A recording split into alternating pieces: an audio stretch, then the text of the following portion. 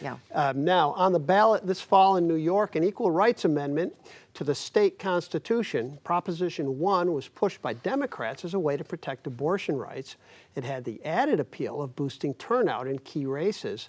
This ERA would prohibit discrimination based on sexual orientation, pregnancy outcomes, reproductive health care and autonomy, gender identity, and gender expression.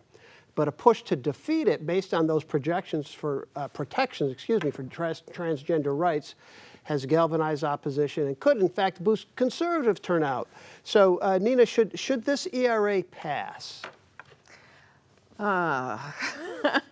The answer is yes, that the ERA efforts began at the national level as far back as the early 1970s, and it is odd to me, continues to be odd, that we don't have within the Constitution a specific ban on the basis of sex, sexual orientation, and so forth. However, what many are billing this as a way of protecting abortion rights, and I'm hard-pressed to see the specific legal pathways through which this would be accomplished. Certainly there is language in there about reproductive freedom and rights. However, what's missing is the big elephant in the room, which is how do you counterbalance that right with the right of the fetus to live? And that is how abortion has been sort of mediated, negotiated all across the country. So there's that issue. To grant the right to an abortion doesn't mean anything if you're also not balancing the right of the fetus to live. The other thing I'd say is by adding these other elements, which are all worthy of being supported, gender identity, sexual orientation, as you pointed out, by adding those, you've complicated the likelihood of it moving through smoothly. But bottom line is, New York is about as blue of a state as it's going to get. This is going to pass with or without those elements. The language does seem a bit confusing, and I wonder if it sort of was too clever by half in the way it was put together. Luke? I think the proposers are trying to do a lot by putting transgender rights in there, along with abortion. I think there's political risk and reward. If it's successful, then you get more in terms of expanding civil rights. If it's not, then critics will look at the language.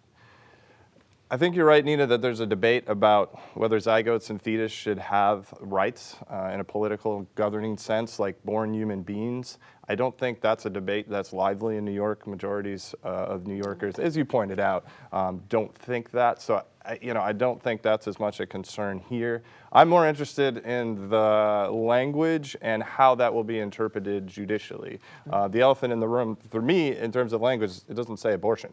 It says reproduction and healthcare and the things that Dave referenced earlier. So that creates a gray area, I think, in terms of jurisprudence. Ben?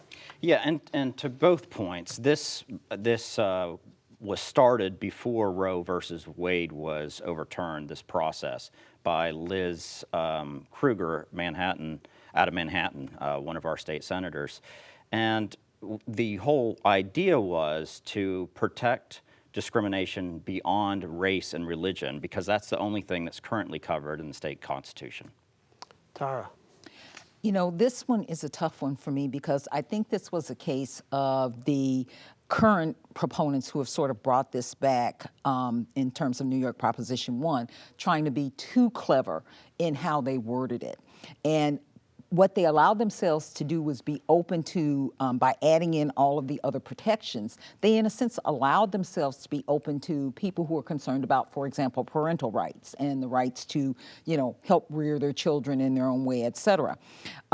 So I wouldn't mind this bill, but I'd like it to be actually, rescinded or taken back, clean it up, make it a little tighter, a little clearer, and then brought back again. And there is an opposition being galvanized for exactly the points that you mentioned, Nina. Yeah, I'm sorry. Go ahead. So the opposition, I don't think is going to stop it from being ratified here in New York. However, I do see a challenge in federal courts, perhaps on the part of Catholic hospitals and other religious organizations that will assert their right to freedom and the practice of freedom. And so it could fall on those grounds. Just real quick, the ironic part is that this proposition needs to be written at an 8th grade level for it to be voted on.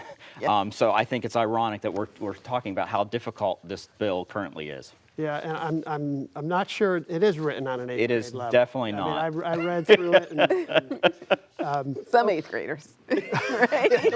not me when I was in 8th grade. That's My for kids, sure. my kids, yeah.